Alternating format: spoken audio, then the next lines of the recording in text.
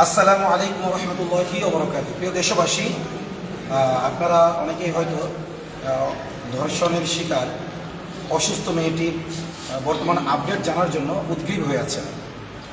মেয়েটি আপনারা জানেন যে গত 3 দিন যাবৎ গাজীপুর সদর হসপিটালে ছিল। আজকে যেহেতু পুলিশ যেটা বলেছে আমাকে সেটা হলো যে বৃহস্পতিবার ফরেন্সিকের হেড অফ দ্য ডিপার্টমেন্ট ছিল না। তিনি ধর্মের দিক দিয়ে একজন হিন্দু, তবুও আমরা আশা করব যে তিনি তার দায়িত্ব, পেশাদারিত্ব বজায় রেখে তিনি ফরেন্সিকটা করবেন। এটা হলো প্রথম কথা। তো উনি ওই দিন নাকি উপস্থিত ছিলেন না, এই জন্য বৃহস্পতিবার হয় নাই। আজকে শুক্রবার গেল, গত পরশু, তারপরে গতকাল শুক্রবার গেল, 3 দিন হয়ে গেছে সে হাসপাতালে ছিল। এখন আজকে তার ফরেন্সিক করানো হচ্ছে। এই মুহূর্তে সে ফরেন্সিকের যে রুম, সেই রুমে প্রবেশ করেছেন। এখন আমি এই মুহূর্তে একটা তো আপডেট দেওয়া, এবং একটা বিষয় হলো যে আপনারাও এই ধরনের ঘটনার সম্মুখীন হতে পারেন।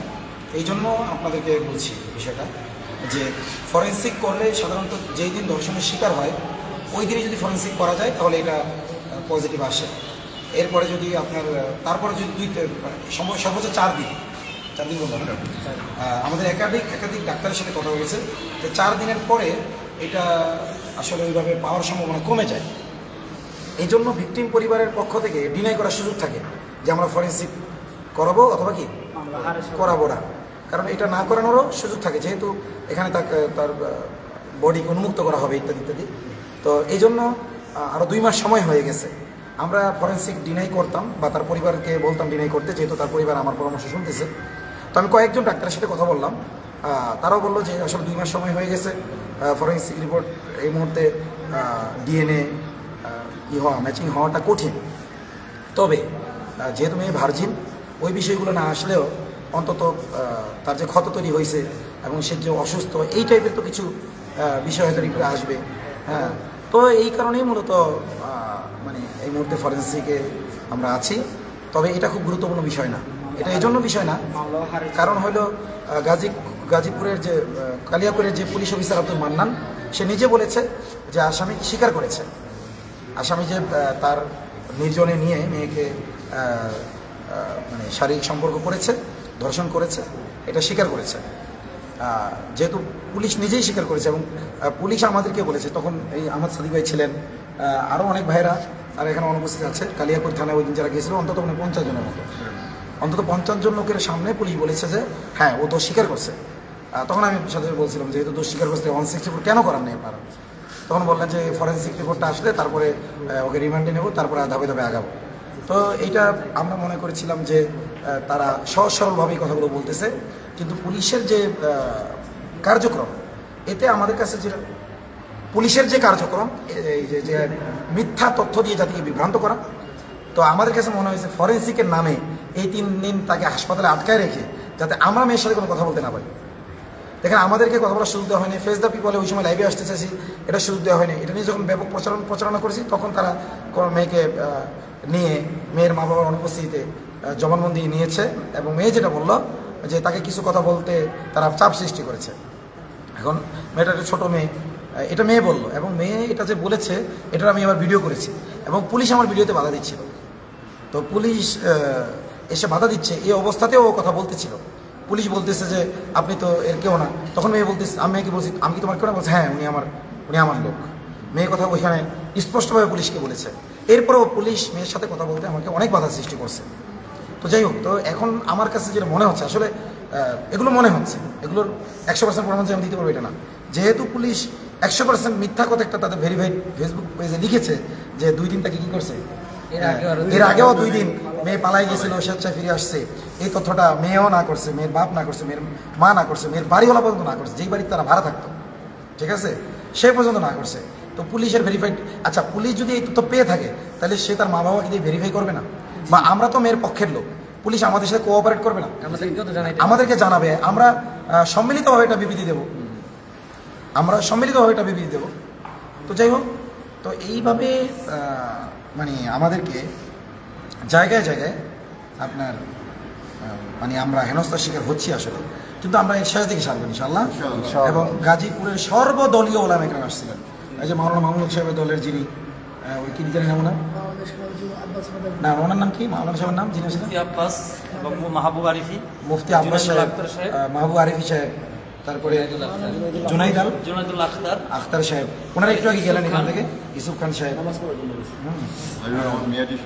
আপনি বসেন একটু ভাই, কে পাশে বসেন ভাই, আপনি নামগুলো বলেন এখানে। জি, আমাদের মৌচাক থেকে গাজীপুরের অনেক ওলামায়ে কেরাম ছিলেন, মৌচাকের মুফতি আব্বাস এবং জুনাইদুল আখতার সাহেব এবং আবু ইউসুফ খান, মুফতি মাহবুব আরিফি, মুফতি জয়নাল আবিদিন, মুফতি আব্দুল করিম রাশিদি এবং আরও অনেক ওলামায়ে কেরাম আসছেন এবং আমি মাওলানা মকবুল সাগর। এখানে এই বিষয়টার সাথে শুরু থেকেই জড়িত। আমি এই বিষয় ভালো করে জানি এবং এর আগেও মেয়েকে কখনো 2বার নেওয়া হয় না। আমি নিজেও মাওলানা রফিক সাহেবকে নিয়ে এলাকায় অনেক কিছু তদন্ত করেছি। এই ব্যাপার যদি হতো তাহলে এলাকায় অনেকে জানতো যে মেয়েটা এর আগেও 2বার হারিয়ে গেছে। এই বিষয়টা কোনো ব্যক্তি এবং কোনো ভাড়াটিয়া এলাকার কেউ বলতে পারে নাই। এটা শুধু মিথ্যাচার দিয়ে আমাদের জনগণদেরকে বিভ্রান্তর মধ্যে ফেলানো হচ্ছে। এই জন্য এত বড় একটা মিথ্যাচার করা হয়েছে। অবশ্যই আমি মনে করি ওনারা এই বিষয়ে মিথ্যাচার করে বাংলাদেশের জনগণদেরকে ঠকাচ্ছে এবং জনগণদের সাথে ওনারা গাদ্দারি করতেছে। আপনার পরিচয়? আমার পরিচয় মাওলানা মকবুল হোসেন, আমি মৌচাক ইউনিয়ন ওলামা কল্যাণ পরিষদের সাধারণ সম্পাদক। মাশাআল্লাহ। আর আপনি যাকে নিয়ে গেছিলেন তদন্তে, এটা আল্লাহর রহমত। আমি নিজেও জানি না যে উনি গেছিলেন, তাহলে তো শুরুতে ওনাকে ডেকে নিয়ে আসতাম, কারণ সবাইকে তো আসলে চিনি না। এখানে অনেকে আমাদের চেয়ে বেশি কাজ করেছে কিন্তু ক্যামেরায় আসে নাই। আমি হয়তো আমার ফেসবুকে ফলোয়ার বেশি, কোনোভাবে এর আগে ওই ধরনের কাজ করছি, আল্লাহ আমাকে বেশি, হয়তো আল্লাহ চাইছে এটাই, সে কারণে আমি বেশি ভাইরাল হয়েছি।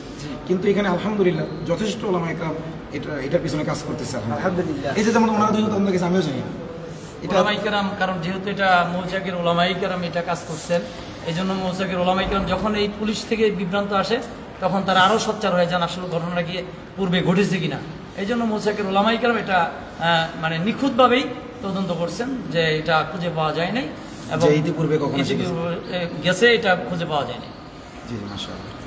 তাহলে আমরা তারপরেও আমি গাজীপুরে দেখেন ওই দিন যদি আমি না যেতাম, মানে আমার বুক ফেটে যাচ্ছে সত্যি কথা, যে আমি কেন গাজীপুর ছেড়ে চলে গেলাম। যেই দিন ওই যে আসলাম, বললাম যে ওই দিন একটা প্রোগ্রাম, কিন্তু হয়তো পুলিশের মুখোশটা এইভাবে উন্মোচন করাবে আমাদের দিয়ে, এটাও হইতে পারে, তাই না? পুলিশ নাহলে তুমি মিথ্যাচার করার সুযোগ পাইতো, কারণ ওই দিন তো মানে পুলিশ যেটা একেবারে মোমের মতো গলে গেছে নাকি, যেদিন থানায় গেলাম। হ্যাঁ, সব মানে আমি যাওয়ার আগেই সব কাজ করে ফেলছে, এরকম একটা মানে কোঅপারেট করছে। হ্যাঁ, তো যার কারণে পুলিশের উপর পূর্ণ আস্থা ও বিশ্বাস থেকে আমরা চলে গেছিলাম যে এরা হয়তো ফ্যাসিবাদী পুলিশ না, এরা হয়তো জুলাইয়ের পরের পুলিশ। মানে তাদের যে আচার আচরণ, যে দর্শককে তারা গ্রেফতার করছে, সব থেকে আমার কাছে কেমনটা মনে হয়েছে। তাদের বদলে যাওয়ার কারণটা আমাদের বের করতে হবে। হ্যাঁ, বদলে যাওয়ার কারণ আমরা যাবো। হ্যাঁ, আরেকটা বিষয় বলি, আমাদের ওলামা একরাম, সম্মানিত সিনিয়র ওলামা একরাম আমাকে বলতেছিলেন যে আপনি তো ওই মানে গাজীপুর কি বলে কালিয়াকৈর থানায় যেতে চাচ্ছেন, তো এইটা নিয়ে প্রশাসন খুব একটা আতঙ্কের মধ্যে নাকি আছে, তো এই জন্য আমরা যাচ্ছি আপনার পক্ষ থেকে, আপনি না গেলে হয় কিনা। দেখেন মানে ওলামা একরামের এই কথাটা আমি আসলে রাখতে পারিনি। ঠিক এইরকম করতে চাইছিল গাজীপুরের এসে, যে ওলামা একরামের সাথে বসবে, আমার সাথে বসবে না। ওরে ভাই, আমি কি বাঘ না ভালো, আমি কি বম নিয়ে আইছি? এই দেখেন আমার ব্যাগে কি আছে, আমার ব্যাগে এই দেখেন না, আমার ব্যাগে যে একটা কোরআন শরীফ আছে সবসময় থাকে। হ্যাঁ, এই যে এটাই, আচ্ছা যাই হোক, এই যে পাওয়ার ব্যাংক আছে, এই যে আরেকটা পাওয়ার ব্যাংক আছে। আমার অস্ত্র হলো ক্যামেরা। এখন এই ক্যামেরা যেন বন্ধ না হয়ে যায়, আমি 2-3টা পাওয়ার ব্যাংক সবসময় রাখি। ঠিক আছে, এই পাওয়ার ব্যাংকের বোঝা আমার বহন করতে হয়, যাতে এখন চার্জ শেষ যে কমে যায়, ও যদি বলে হুজুর চার্জ কমে আসছে, যে ভিডিও করতেছে, যাতে আমি কি করতে পারি, দিতে হবে, দিতে পারি। এখন আমাকে এত ভয় কেন? মানে আমি কি বাঘ না ভাল্লুক, মানে কি, মানে এখন ওলামা একরাম বলতেছে যে ওরা আপনাকে খুবই একটা অন্যভাবে নিচ্ছে, ভিন্নভাবে নিচ্ছে, এজন্য আমরা চাই আপনার পক্ষ থেকে যত কথা আমরা বলবো। তখন আমি বলছি হুজুর, আমি তো ফেসবুকে জানাই এসেছি যে আমি এই কাজে যাচ্ছি, আমি আজকের প্রোগ্রামের উদ্দেশ্যে কিন্তু আমার আসা জি, ওনারা যে প্রোগ্রাম দিচ্ছে এটা কিন্তু আমার সাথে পরামর্শ করে হয়নি, সত্যি কথা যেটা। আজকের যে প্রোগ্রামটা আমি আর উল্টা জিজ্ঞেস করলাম, আনিস ভাই প্রোগ্রাম দিলেন, কার সাথে পরামর্শ করলেন, ওনারা জিজ্ঞেস করলাম কার সাথে একটু বলতেন, তো আমি যা আসবো ওনারা তো ওইভাবে জানেন। কারণ আমি আসছি হলো পুলিশের যে ভেরিফাইড পেজ থেকে মিথ্যা তথ্য ছড়াইছে, এটার কারণে আমার মাথা হ্যাং হয়ে গেছে। আমি গতকাল দুপুরেও খাইনি, রাত্রেও খাইনি। এরপরে রাত 4টা মানে 3টা 33 ঢুকছি ধরুন এখানে। ওই দিনই ভাইরা আমার চেহারা থেকে বুঝতে পারছে আমার খাওয়া দাওয়া হয় নাই, তো ওনারা জোর করে আমাকে নিয়ে খাওয়াইছে, মানে আমার খাওয়া দাওয়া আসতেছে না। আজকেও কিন্তু আমি সকালে খাইনি এগুলো, ঠিক আছে। তো যাই হোক, তো এই জন্য আপনাদেরকে আমি যেটা বলবো সবাইকে, দেশবাসীকে, এই ভিডিওগুলো পুঙ্খানুপুঙ্খভাবে প্রত্যেকটা কথা দেখবেন আপনারা, কারণ আপনাদের এই প্রতিবাদটা চালাই নিতে হবে। আমি সবসময় থাকবো না, আমার সাদিক ভাই সবসময় থাকবে না, এমন সবসময় থাকবে না। এখন এইগুলো যদি আপনারা পুঙ্খানুপুঙ্খ না দেখেন, ওই যে ফেসবুক অন্য ঘটনার মতো 3 মিনিটের ভিডিও দেখবেন আর লম্বা বলে দেখবেন না, তাহলে কিন্তু আপনারা শিখতে পারবেন না। রাসূলুল্লাহ সাল্লাল্লাহু আলাইহি ওয়াসাল্লাম সাহাবীদেরকে গাছের ফল ছেঁড়া পর্যন্ত শিখিয়েছেন, যে এই পাকা ফলটা ছেড়ো, এই কালারটা ছেড়ো, এই কালারটা ছিঁড়বা না। তো রাসূল সাহাবাগণ ইয়া রাসূলুল্লাহ, এই ফল সম্পর্কে রাখালরা জানে, আপনি কি কখনো ছাগল চড়াইছেন নাকি? কখনো কি এই পেশা আপনি অবলম্বন করেছিলেন? রাসূল বললেন, হ্যাঁ, আমি আরবের লোকদের ছাগল চড়াইছি সামান্য পয়সার বিনিময়ে। তো এটা হালাল কাজ, কিন্তু এটা মনে রাখতে হবে, এই কাজটা রাসূল করছেন, এই কারণে যদি কেউ রাসূলকে রাখাল বলে সে কাফের হয়ে যাবে। জি, কারণ এটা অবমাননা। হ্যাঁ, এই কারণে যদি বলে রাসূল কি ছিল, রাখাল ছিল। ওই যে একজন বলছে রাসূল, সে তো দেখেন আমাদের ওলামায়ে কেরাম পুরো বক্তব্য শোনে না, ওই একজন এটা শুনে আর একজন সমালোচনা করে। ওই যে ভাই বলে যে সাংবাদিক, এর চেয়ে বড় অপরাধ সে করছে। বলছে নবী মানি হলো কি বার্তা বহনকারী, আর বার্তা বহনকারী মানে সাংবাদিক, নবীও সাংবাদিক ছিলেন। নাউজুবিল্লাহ। এইটা হলো, এটা তো কুফরি করছে, এটার চেয়ে বড় কুফরি কোনটা জানেন? আর আপনারা তো আপডেট খবর দেন, এই জন্য আপনাদের র্যাঙ্ক একটু বেশি। নাউজুবিল্লাহ। মানে ওইটা নাইলে সে শাব্দিক বিশ্লেষণ করতে গিয়ে স্লিপ অফ টাং, কারণ তারা এমনি যেই ঘটনা থেকে উঠে আসছে, ওই ঘটনা নবীদের সাথে সাহাবীদের সাথে তাদের মুরব্বীরাই বেয়াদবি করছে। আমরা ওগুলোকে সামনে আনতে চাই না।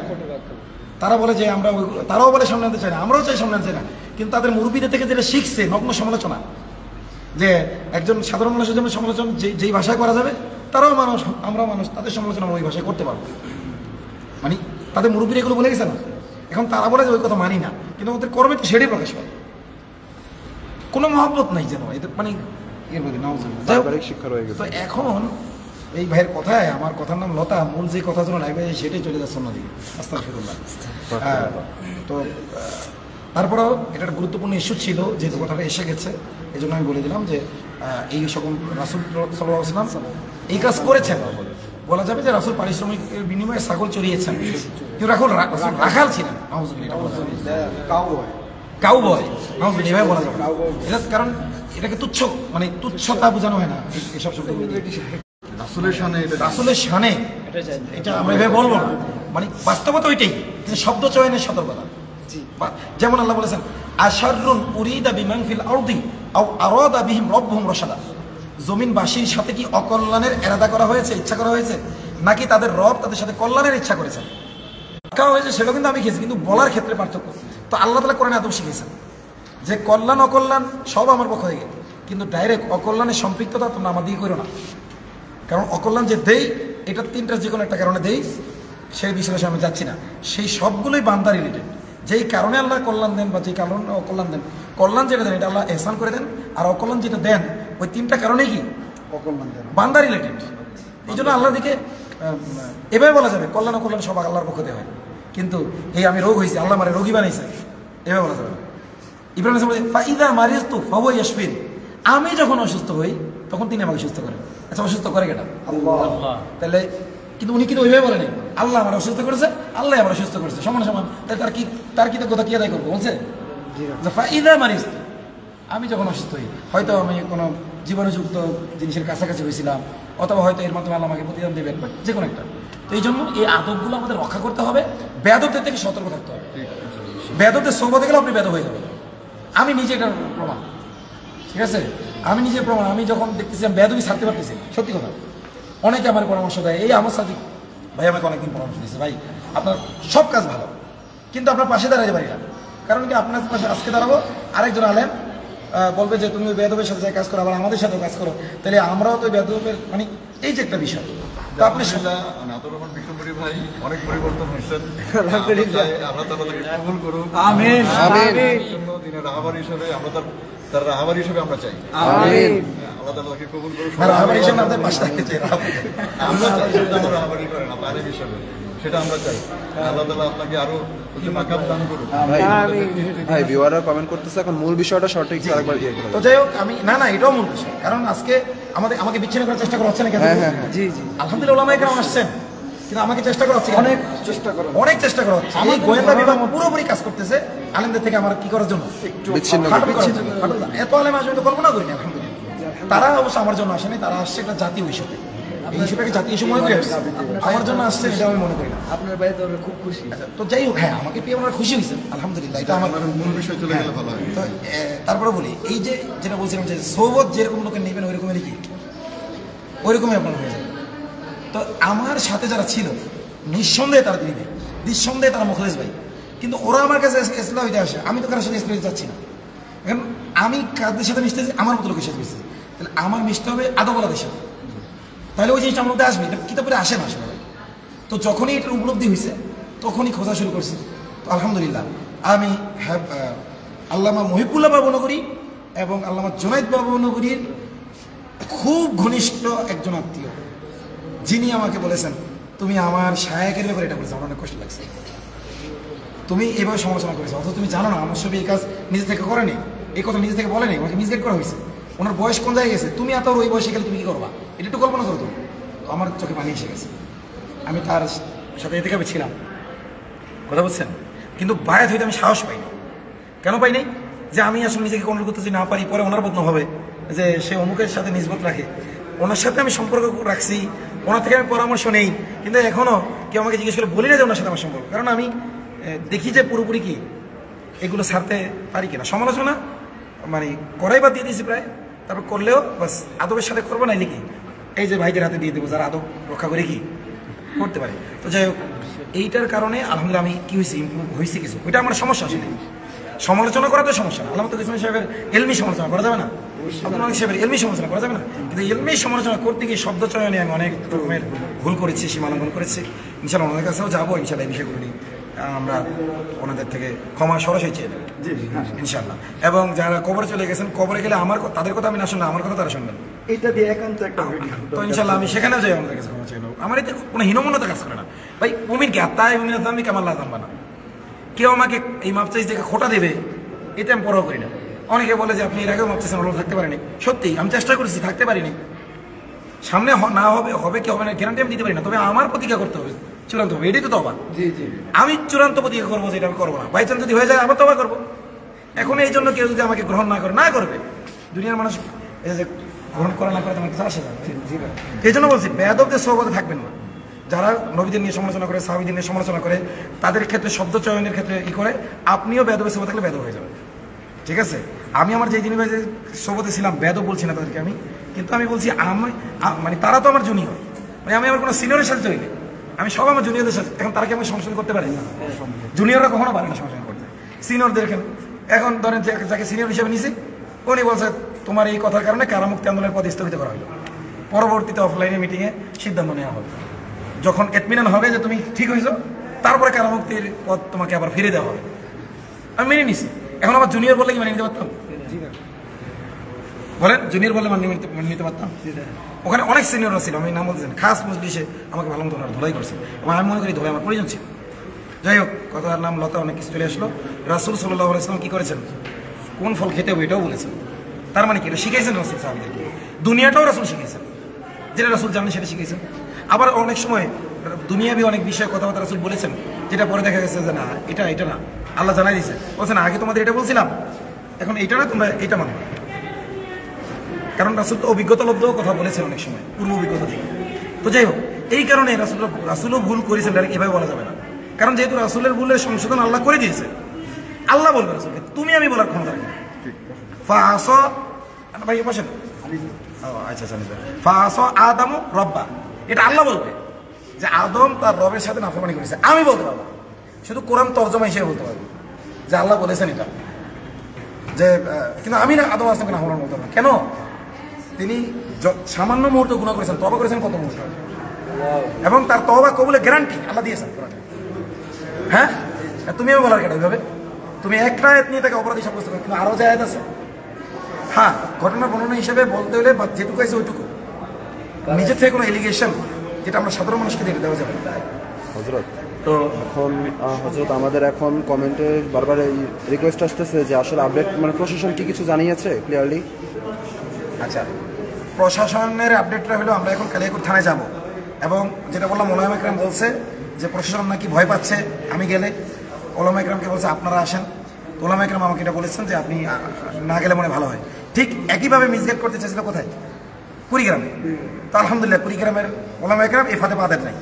আমি গাজীপুরের ওলামা একরামকে বলবো পুলিশ যদি আমাকে, আমি যতক্ষণ আছি অন্তত আমাকে ছাড়া কোনো বৈঠক করতে চায় আপনাদের সাথে, আপনারা জেন না। গাজীপুরের ওলামা একরামকে আমি অনুরোধ করবো, তারা কিন্তু এসপি কি বলে মাহফুজের ভাতের হোটেল পরিত্যাগ করেছে কুড়িগ্রামের ওলামা একরাম। আমি গাজীপুরের ওলামা একরামকে বলবো আপনারা এই ওসির নাস্তার হোটেল পরিত্যাগ করেন। আমাকে বাদ দিয়ে আপনাদের ডাকতে চাই কেন? আমি কি বোমা নিয়ে এসেছি এখানে? এই যে আমি দেখালাম একটু আগে যে আমি আনছি কি বলেন, কোরআন শরীফ। আর আমার এখানে কি এই যে আছে পাওয়ার ব্যাংক, কারণ আমার লাইভ হলে আমার অস্ত্র, তাই না? তারা যতক্ষণ আইন অনুযায়ী কথা বলবে কোনো লাইভ হবে না, ভিডিও হবে না, অডিও হবে না, রেকর্ড হবে না। কিন্তু যখনই আইনের বাইরে যাবে তখন কি হবে? লাইভ হবে। তাদের আইনি কথাগুলো লাইভে শোনানো দরকার। হ্যাঁ, তার আইন অনুসারে জি আইন যখনই বেআইনি কথা বলবে তখনই আমরা জনগণকে জানাবো। আইন অনুযায়ী বলে তো, আর যদি তারা আইন অনুযায়ী বলে লাইভ করলে সমস্যাটাই বাড়ে। এটা তো তাদের কোনো বেডরুম লাইভ করতেছে না, না যে বেডরুম লাইভ করতেছি, বা তারা এদিক ওদিক কোনো চিপায় চাপায় গেছে ওইটা লাগবে যেমন। তো এই জন্য আমরা কালিয়াকৈর থানায় যাবো ইনশাল্লাহ। দেখেন এখানে বেশি মানুষ নাই, এই দেখেন কারা কারা আছে। এবার আপনারা সবাই কি কালিয়াকৈর থানায় যাবেন ইনশাআল্লাহ? মানে একজনও বাদ নাই, একটা বেশি মানুষ না। পুলিশের ভয় পাওয়ার কোনো কারণে একেবারে আমরা কম মানুষ আছি এবং সবার দায়িত্ব আমি নেব। এরা যদি কিছু করে সেই দায়িত্ব আমি নেব ইনশাআল্লাহ। এদের উপর আমার আস্থা আছে। এবার আমাদের কমান্ড স্যার কিছু করবেন? হ্যাঁ। তো কালিয়াকৈর পুলিশকে বলতেছি তোমাদের ভয় পাওয়ার কোনো কারণ নেই, ঠিক আছে? আমি আবারও বলছি তোমাদের ভয় পাওয়ার কোনো কারণ নেই। ইন্ডিভিজুয়াল ভাবে কেউ যদি আমার বয়সে বড় হয় তাকে আমি আপনি বলবো, কিন্তু প্রশাসন হিসেবে তোমরা আমাদের কর্মচারী, তোমাদের স্যার বলতে বলতে তোমাদের ইগো অনেক বেড়ে গেছে। তোমাদেরকে আর স্যার বলা হবে না। হ্যাঁ, আমাদের হারুনি দেশে বলছে না যে এদেরকে আর স্যার বলা যাবে না। শাহ হারুনি দেশে বলছে না যে প্রশাসনিক কর্মকর্তাকে এরা আমাদের কর্মচারী থেকে স্যার বলো কেন? আমরা মনিপক্ষ স্যার বলতে বলতে ভাববার গেছি।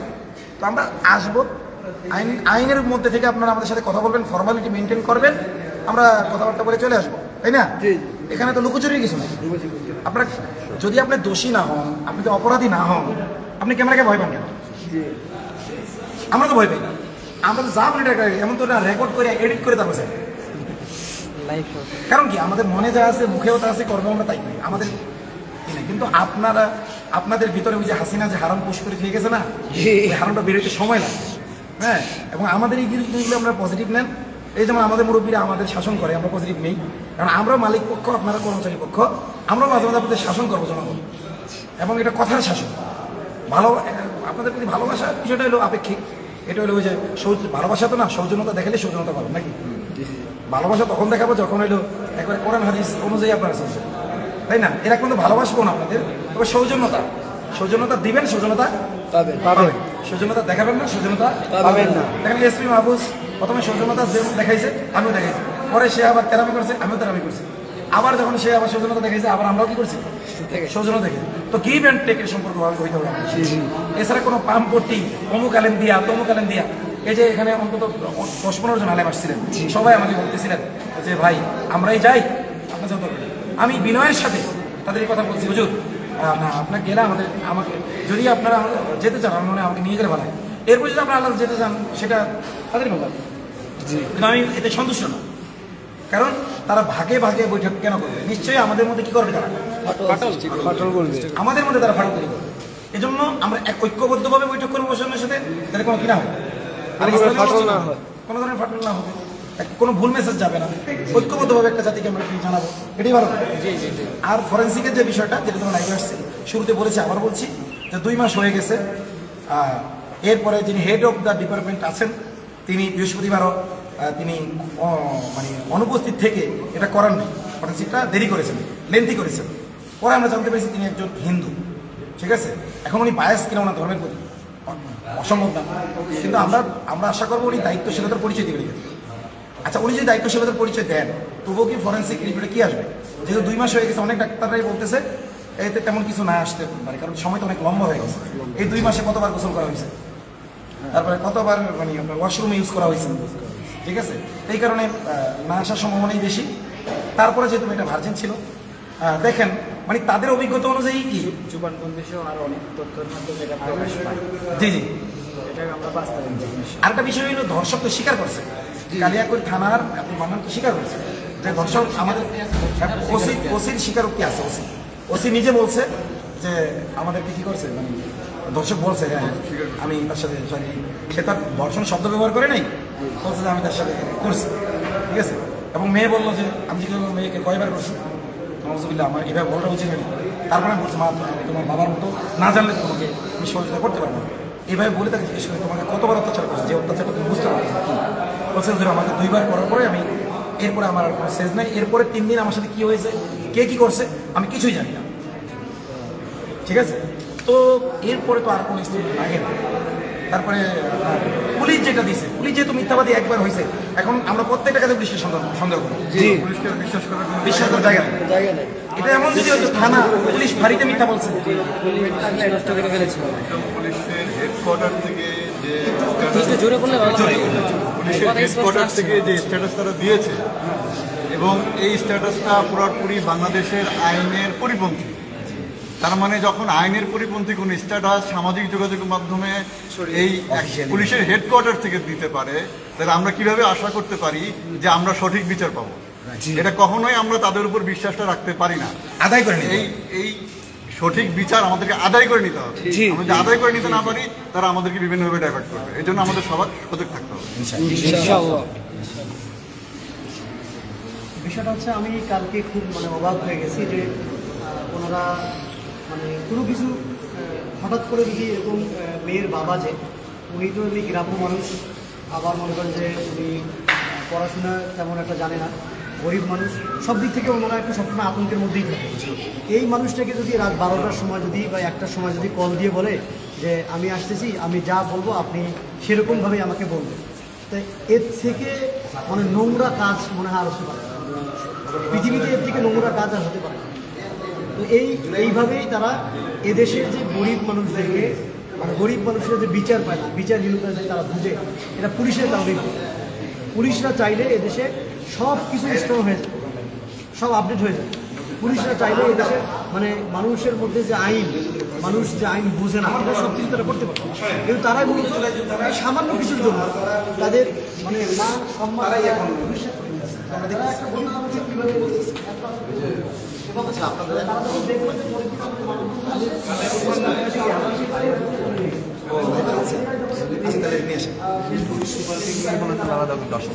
হ্যাঁ, আমরা ঠান্ডা মাথায় করবো। শোনেন, আমি হঠাৎ করে থানায় যেতে পারতাম না, যে আমি কাউকে না জানে ফোন টোন অফ কইরা ডাইরেক্ট কালিয়াকৈর থানায় হঠাৎ করে উঠতে পারতাম না। ওরা অবস্থা যে এই হেডকোয়ার্টার থেকে এই করছে, কী তথ্য আছে আপনার কাছে? আমি হঠাৎ করে করিনি, আমি জানাই আসছি। কথা বলছেন, আমার বাপের কাছ ছিল সবসময় সাপ নিয়ে খেলা করা, কথা বলছেন। তো আমিও খেলতাম ছোটবেলায় সাপ নিয়ে। তো আমার আব্বা যেদিন হাদিস জানছে যে সাপ নিয়ে খেলা করে নিষেধ, আমার সাপ মেরে ফেলতে হবে, ওই দিন আমাকে আব্বা নিষেধ করেছে যে আমি আর করবো না, তুমি আর করবো না, কথা দাও। তো তখন থেকে আমি সাপ নিয়ে খেলার মজাটা আর পাই না। কিন্তু এখন পুলিশের সাথে ওই যে ছোটবেলায় আমি সাপ নিয়ে খেলতাম, একটা ফিলিংস পাইতাম, এবং পুলিশের সাথে খেলতে গিয়ে ওটা আমার ওই জিনিসটা পুরোপুরি পাই আলহামদুলিল্লাহ। হাদিসে সাপকে শয়তানের সাথে তুলনা করা হয়েছে। তো আমি দেখছি যে বর্তমান যুগে শয়তান তো দেখা যায় না। সাপের একটা তো হলো সাপের তুলনা শয়তান, কারণ সাপের আরেকটা তুলনা বর্তমান এই যে যুগের ভাষণ অনুযায়ী হইতে পারে কি পুলিশ। তো একেবারে বাস্তব, আমার যারা ক্লাসমেট আছে তাদেরকে জিজ্ঞেস করলে দেখবেন আপনারা যে প্রচুর সাপ নিয়ে খেলতাম। এবং আমার আব্বা বিভিন্ন ভিডিও ভাইরাল আছে যে উনি বড় বড় সাপুরে ধরতে পারতেছে না, আমার আব্বা যাইয়া ধরে ফেলছে এবং পেঁচাই ফেলছে হাতে, অজগর টজগর এরকম। নেটেও আপনি ভিডিও হয়তো পাবেন আমার বাবার। এখন এই জন্য আমি এটা পোস্ট দিয়ে আসছি, কারণ ওরা তো সাপ, আমি সাপুরে, যাতে খেলাটা জমে, কথা বলছেন না? কারণ ওরা যা করবে সবই তো অন্যায় করবে, এই জন্য অন্যায় বেশি করে দাও, বেশি করে অন্যায় করার সুযোগ দেই, পাপটা যেন ভারী হয় এবং নিজের পাপের অতল গহ্বরে যারা নিজে চলে যায়। এই জন্য আমি জানাই শুনে আসছি। নাইলে আমি হঠাৎ করে যাই যে কালিয়াকৈর থানায় করতাম যে ভেরিফাইড পেজ কেটে দিল, কোন সাক্ষীর ভিত্তি কেটে দিয়েছেন বলতে পারতাম না। কিন্তু কালকে রাত্রে কিন্তু পুলিশ যাইয়া কিছু সাক্ষী তৈরি করার চেষ্টা করছে, তাকে কোথায় কোথায় গেছে আলহামদুলিল্লাহ আমার কাছে নিয়ে চলে আসছে, কথা বলছেন। পুরো দেশ এখন বাংলাদেশ ওই যে আমাদের এখন ডায়লগ একটাই, যেটা জুলাই দিয়েছিলাম, নাটক কম করো প্রিয়। ডায়লগ কি হবে? এটা আমাদের গুলি কয়টা খাইছেন? আচ্ছা, আর কোথায়? দুইটা, মানে একটাই এদিকে ঢুকে বেরিয়েছে। উনি আমার সাথে রড আছে। আচ্ছা, খরচ কি খরচে করেছেন না সরকার দিয়েছে? গভর্নমেন্ট, মাশাআল্লাহ। আচ্ছা, তো এই যে জুলাই যোদ্ধা ভাই, উনিও একটু পুলিশকে বলে দিক, বলেন নাটক কম করো কেউ, বলে দিন। আর পরিচয়টা দেন। না, এটা তো আসলে আমাদের জেনজিরি ভাষা, এটা আসলে বলার বিষয় না। আমি মোহাম্মদ মুবাশির হোসেন, আমি বৈষম্য বিরোধী ছাত্র আন্দোলনের একজন সহযোদ্ধা। আমাদের এখানে যতগুলো ভাই আছে আমাদের সাথে, ইভেন আপনারা সহ সকল শ্রেণী পেশার মানুষই ছিল। কিন্তু বর্তমানে যেটা হচ্ছে যে জুলাইকে কুক্ষিগত করা হচ্ছে। এক একটা পার্টি বলতেছে জুলাই শুধু আমাদের, আরেক পার্টি বলতেছে জুলাই শুধু আমাদের। তো আসলে আমরা এমন বাংলাদেশ চাই না। এরকম নতুন বাংলাদেশে যে আমরা এইরকম situation day by day face করবো, এটা আমরা কখনো কল্পনা করতে পারি না। তো আসলে এতটুকু বলার ছিল যে আমরা এটার একটা ন্যায্য বিচার চাই, ন্যায় বিচার চাই। অবশ্যই সেটা ফাঁসি হতে হবে, কারণ প্রশাসন থেকে অনেক আশার বাণী শোনা হয়। আমাদের কারেকশন করি, আমরা মৃত্যুদণ্ড বলবো, কারণ আমরা মৃত্যুদণ্ড বলবো। এখন মৃত্যুদণ্ডের দুইটা ভার্সন, একটা কি কতল, আর একটা কি ফাঁসি। ইসলামের দৃষ্টিতে হইলো কি ডাইরেক্ট প্রকাশ্য দিবাগুলোকে রজম করতে হবে, মানে পাথর মেরে মারতে হবে, তিলে তিলে যেন মনে হোক, যাতে এটা দেখে অন্য দর্শকদের মনে কি ঢুকে যায়, ভয় ঢুকে যায়। আর সেকুলার মৃত্যুদণ্ড একদম গোপনে নিয়ে, যাতে এই অপরাধের প্রতি কারো ভয় আর কাজ না করে, এটা ব্যালেন্স করতে চায় তারা। তো আমরা এই জন্য এখন আমরা তো আর কতল বলতে পারতেছি না বা রজম বলতে পারতেছি না, যেহেতু ইসলামী রাষ্ট্র না, তাহলে আমরা ওদের ফাঁসিও বলবো না, আমরা বলবো মৃত্যুদণ্ড। আমরা একটা কমন ভাষা ব্যবহার করলাম, যেটা ওই আইনেও প্রযোজ্য, ইসলামী আইনেও কি, এই জন্য বলে মৃত্যুদণ্ড চাই। আসলে এতটুকু বলার ছিল। আর দেশবাসীর উদ্দেশ্যে একটা কথাই বলবো যে আপনারা সজাগ দৃষ্টি রাখেন, আপনারা আশাহত হবেন না, যে কোনো অন্যায়ের বিরুদ্ধে আপনারা সোচ্চার থাকবেন। আর হচ্ছে যে কোনো প্রয়োজনে ছাত্র জনতাকে পাশে পাবেন ইনশাল্লাহ, এবং আমাদের তৌহিদি জনতা যারা আছে, আলেম সমাজ আছে, তাদেরকে আপনারা পাশে পাবেন বলে আমি আমার আশা। আচ্ছা, আপনার কাছে একটা জিনিস জানতে চাই যে আমাদের যে জাতীয় নাগরিক পার্টির যে লোকজন রয়েছে এনসিপি, যখন ওই যে পতিতাদের শ্রমিকের মর্যাদা চাইলো কিছু নারীবাদী, তখন আমাদের কিছু প্রবীণ আলেম, দেখেন আমাদের আলেমরা মাদ্রাসা চালদের ভিতরে থাকেন, অনেক সময় আমাদের ভাষা সংকট থাকে, ওনারা যে এগুলোতে অভ্যস্ত এইসব খিস্তি খিউর করে তা না, ভাষা সংকটের কারণে এখন যারা পতিতাদেরকে আপনি বাংলা ডিকশনারি দেবেন বেশ্যা। জি, পতিতা শব্দের বাংলা অর্থ কি? বেশ্যা। বেশ্যা, যে স্বামী ছাড়া অন্য কারোর সাথে কি পয়সার বিনিময়ে কাজ করে। আচ্ছা, তাহলে এই বেশ্যাদেরকে যারা শ্রমিকের মর্যাদা দিতে চায়, তাহলে তারা সেই বেশ্যার কাজটাকে, বেশ্যা কিন্তু অপরাধ বোধ আছে, কিন্তু এরা মর্যাদা যখন দিয়ে যায় কোনো অপরাধ বোধ নাই, তাহলে এরা আরো বড় বেশ্যা না সেই যুক্তিতে। আমাদের হেফাজতে কিছু প্রবীণ আলেম দুই একজন হেফাজতের মঞ্চ থেকে বলে ফেলছেন যে বেশ্যাদের রুখে দিতে হবে বা ইত্যাদি, সেইটাকে এনসিপি সেটা নিয়ে প্রতিবাদ জানিয়েছে না? এনসিপি দলীয়ভাবে কি জানিয়েছে? প্রতিবাদ জানিয়েছে যে হয়তো শব্দ চয়নের অসৌন্দর্যতা, এমন না যে অন্যায় করেছেন তারা, অসুন্দর, এবং হেফাজতও তাদের চাপে পড়ে বিবৃতি দিতে বাধ্য হয়েছে যে এটা আমরা এই শব্দটা আমরা এক্সপান্স করলাম। তো এই এনসিপি যেটা এই যে যারা বেশ্যা, আসলেই বেশ্যা যারা, বা বেশ্যাদের বৈধতা যারা চায় এবং শ্রমিকের মর্যাদা যারা চায়, এবং শ্রমিকের মর্যাদা পাইলে মানে কি ওপেনলি, যেখানে এই পাশে একটা দোকান ডাক্তারখানা, ওই পাশে একটা বেশ্যাখানা, এরকমই তো হবে। জি, তখন এটা বৈধতা পেয়ে যাবে, জায়গায় জায়গায় বেশ্যাখানা হবে, আমাদের অধপতন, সামাজিক অধপতন আরও হবে। তো এইটার বিরুদ্ধে বলতে গিয়ে রাগের সাথে ওইটা বলায় তারা প্রতিবাদ করলো, অথচ এরা কেমন জুলাই যোদ্ধা যে এই যে এটা নেতা ধর্ষিতা হলো, এই নিয়ে তাদের কোনো কথা নেই। তো এখন আপনারা তো সহযোদ্ধা ছিলেন, আপনি কি এনসিপি দেখতেছেন? তবে যাই হোক, তারা আপনাদের সহযোদ্ধা ছিল, এখন আপনাদের সহযোদ্ধাদের ব্যাপারে কিছু বলেন যে তারা এই ব্যাপারে কেন কথা বলছে? সহযোদ্ধাদের ব্যাপারে আসলে আপনি আমাকে কতটুকু চিনেন আমি জানি না, কিন্তু আমি সেই শুরু থেকেই যখন এনসিপির দলীয় কার্যক্রমের চিন্তা ভাবনা চলে আসে, তখন আমি ওদেরকে বাধা দিচ্ছি। আমি বলছি যে আপনারা সংস্কারে হাত দেন, আগে দেশের প্রতিটা সেক্টর আমরা স্টেবল করি, তারপর প্রতিনিয়ত যদি ভালো কাজ করেন, একটা সময় 2 বছর 3 বছর মানুষই বলবে বাবা তোমরা এবার দল গঠন করো, আমরা তোমাদেরকে দেখতে চাই আগামী নেতৃত্বে। কিন্তু তারা সেটা না করে কি করলো, এই দেশবাসীর সাথে গাদ্দারি করলো, দেশবাসীর স্বপ্নকে ধূলিসাৎ করলো। এই জন্য আমি তখন থেকে এটার একদম ঘোর বিরোধিতা করে আসছি যে এনসিপির দল গঠনটার বিপক্ষে না, কিন্তু সেটা আর্লি করে ফেলছে। যার ফলশ্রুতিতে প্রত্যেকটা ক্ষেত্রে আমি ওদের গঠনমূলক সমালোচনা করে আসছি। ইভেন এই যে আজকের এই প্রোগ্রামে এনসিপির কাউকে না দেখে আমি সত্যি খুব ব্যথিত হয়েছি। আমার প্রত্যেকটা এই যে ছাত্র ভাইয়েরা, বিপ্লবী ভাইয়েরা, ওরাও বলছে যে আসলে এরা সবাই আমার জুলাই যোদ্ধা, একসাথে মানে এনসিপি দায়িত্বশীলদের আপনারা জানাইছিলেন, কিন্তু ওদের তৎপরতা আমরা লক্ষ্য করি না। তারা যদি হুজুরদের সামনে আসতে, যেহেতু তারা একটু বামদেরকে কাছে টানতেছে বেশি, চৌধুরী জনতা থেকে হাত গুটিয়ে নিচ্ছে, ঠিক আছে, তাইলে তারা আলাদাভাবে দিবে। মানে আমাদের সাথে দাঁড়াইলে যদি ওই যে পিটার হার্স, তারপরে যাদের থেকে তারা ওই যে অর্থ পায়, জর্জ সরস, হ্যাঁ, তারপরে যে 10% যারা দেয়, তো এখন এরা যদি রাগ করে তো তাইলে তারা আলাদা কর্মসূচি দিতে পারে, আলাদা না দিয়ে। সেটাও তো হয় না আসলে, এই জন্যই তো ব্যথিত হয়েছি যে এরকম যে হুজুরদের সাথে মৌলবাদীদের সাথে কট্টরপন্থীদের সাথে দাঁড়াবো না, তোমরা অন্তত প্রতিবাদ জানো আলাদাভাবে। আসিয়ার ব্যাপারটা নিয়ে যেভাবে একটা তুললো, এটা নিয়ে কোনো কথা নেই। কারণ কি, কারণ মাদ্রাসার ছাত্রী আর দর্শক হলো হিন্দু, এক্স্যাক্টলি এটাই। এবং দেখেন এ কোনো নিরীহ হিন্দু না, এটা কিভাবে বোঝা যায়? কারণ এর পিছনে পুরো রাষ্ট্রযন্ত্র এর পক্ষে লেগে গেছে। এ কি নিরীহ হিন্দু হতে পারে? পুলিশের ভেরিফাইড একদম অফিসিয়াল পেজ, যেটা হলো কি কোনো জেলা পুলিশের না, পুরো জাতীয় পর্যায়ের পেজ, একদম হেড কোয়ার্টার যেটাকে নিয়ন্ত্রণ করে, হেড অফিস থেকে তার পক্ষে বিবৃতি দেয় তাকে বাঁচানোর জন্য। হ্যাঁ, অথচ তার টিকটক অ্যাকাউন্ট, আরেকটু বলি আমি, ভাই তার টিকটক অ্যাকাউন্ট আগুনের নিউজ পাই, আমি একটু বলি। গতকালকে আগুনের নিউজের পর এখন আবার 2টা নিউজে আগুন পাইলাম। এই একটা লাগছে সদরঘাটে, আচ্ছা, আমার কমেন্টে এসে কয়েকজন কমেন্ট করতেছে দেশে আগুন লাগতেছে, আপনারা আছেন দর্শন নিয়ে, তার মানে এই ইসকনি আগুন লাগাই এখান থেকে সৃষ্টিকে ভিন্ন দিকে সরাচ্ছে। আমরা আগুন, ওই আগুন নিভাবো, মনের আগুন জ্বালাবো। ওরা যদি আগুন জ্বালাস, এই ধর্ষণেরই বন্ধ করার জন্য ওরা যদি আগুন লাগায়, আমরা পানি নিয়ে ওই আগুন নিভাবো এবং ওই আগুন বুকে ধারণ করবো ইনশাআল্লাহ। তাহলে এখন আমরা মানে আলোচনাটা আপাতত এখানে শেষ করি, পরবর্তী কার্যক্রম সম্পর্কে আমরা জি, আমরা এখন তাহলে ওই যে ইসে যাবো, তাহলে থানা যাবো, এর আগে একটু আমরা নাস্তা করে লাইভ